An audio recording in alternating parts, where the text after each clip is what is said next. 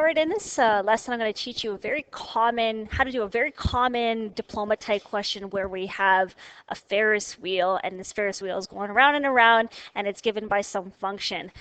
So the height of a rider above ground level is given by this function h of t equal to 10 sine pi over 30 t minus 15 plus 12. So it's quite the big function. The reason why it's modeled by a sine function is, well, when you go on a Ferris wheel here, you start at the bottom, right? But you're not starting at ground level. You're usually starting above the ground. So let's say that's my ground. And so you start a little bit above the ground here, and then you go up the Ferris wheel, and then you reach some maximum point, and then you come down, and then you reach that same minimum point, and then you go back up, and this repeats depending on how long your ride is, okay? So the first part of this question is you want to find the maximum and the minimum height of the rider.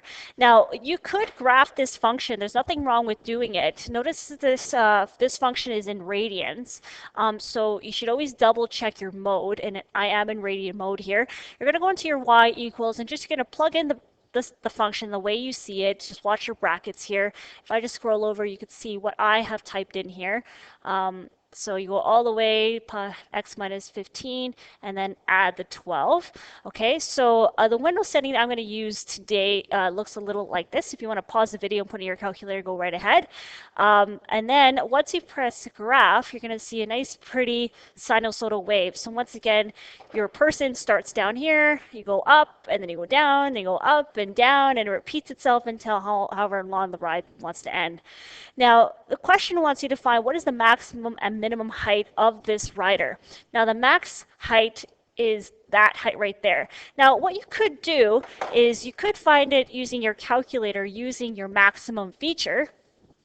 And I'll show you how to do that here. So second trace, go 5, or actually 4 for maximum. So you may have used this in Math 20 when you worked with parabolas. And I want you to notice all the maximum points are all equal to each other. So I'll work with this one here.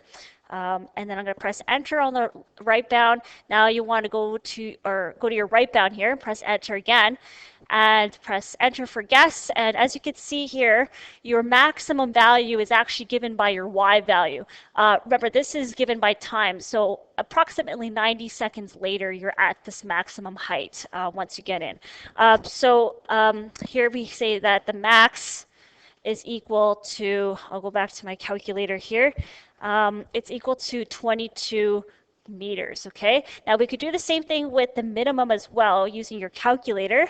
You're just going to use a different feature. So I'm going to go second trace, and instead of selecting maximum now, I'm going to select minimum, so 3. So I'm going to get my cursor to come down. Remember, the minimum points are all equal to each other, so it doesn't matter which one you work with. Press enter here, and then press enter on the right bound. Press enter again for guess, and your minimum point is given by the y value. So remember that y is the height, so my minimum value is 2. So on my diagram here, what's actually happening is when this person gets on to this ride, they're initially 2 meters above the ground. Once they hit the max point, that is 22 meters above the ground. Okay, so for part B of my lesson, please watch the next podcast.